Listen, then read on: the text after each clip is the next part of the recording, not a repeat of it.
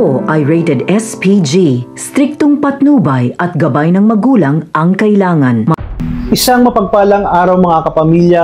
Matapos ang matinding bakbakan ay tuluyan ang nasukol ang mga Montenegro, ngunit itong si Tanggol at ang ilan sa kanyang mga kaibigan ay nakatakas, habang si Ramon naman ay naisugod na sa ospital na nakaposas. Sa kanyang pagdating ay nakahandusay siya sa kama na walang kamalay-malay, puno ng sugat mula sa armas ni Rigor. At bawat kanyang paghinga ay tila ba nakikipaglaban siya kay kamatayan, dahil kahit anong oras ay maaari siyang malagutan ng hininga.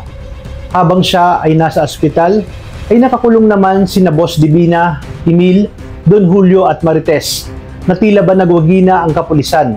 Ngunit ang tagumpay na yon ay may kapalit na napakalaking pinsala at mas mabigat pang laban na paparating. Samantala, si Tanggol naman ay nakaligtas mula sa sagupaang nangyari. Sugatan, pagod at uhaw sa katarungan. Nakasilong siya sa isang madilim na kubo sa isang lugar na kasama ang kanyang mga kaibigan. Doon niya muling nakaharap sina Fatima at Paeng na halatang nag-aalala para sa kanya. Iminungkahi ni Fatima na sumama na lamang sina Tanggol sa probinsya sa kanila dahil doon ay walang makakahabol sa kanila. Dagdag pa niya na hindi nila kayang tapatan ang kapangyarihan ng mga gerero. Dahil hawak na ng mga ito, ang kapulisan, ang gobyerno, at lahat ng laban ay sila ang may kontrol.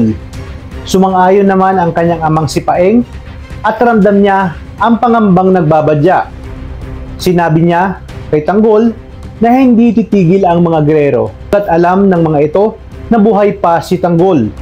Hindi naman umimik si Tanggol at halata sa kanyang mga mata ang sukdulang galit.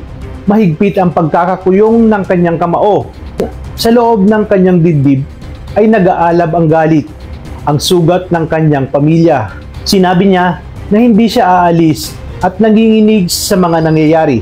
Hindi daw siya tatakas hanggat hindi niya naipaghihiganti ang kanyang amang si Ramon, na ngayon ay nag-aagaw buhay sa ospital, at sisiguraduhin niya na pagbabayarin niya ang mga Montenegro, lalong-lalo na umano itong si Rigor. Dagdag pa niya na kung tatakas siya, ay sino pa daw ba ang lalaban para sa kanyang pamilya? At sa paglipas ng mga araw nga, ay may mga bagong karakter na ating matutunghayan, na siya namang magiging kapanalig ni Tanggol para makapaghiganti sa mga gerero. Di kalaunan ay lalabas din ang katotohanan at ang tungkol sa nangyaring dayaan sa eleksyon, dahil magtataridor si Lucio sa mga gerero. Nais kasi niya na maagaw ang kapangyarihan ng mga gerero, kaya aaminin niya ang nangyaring dayaan sa eleksyon.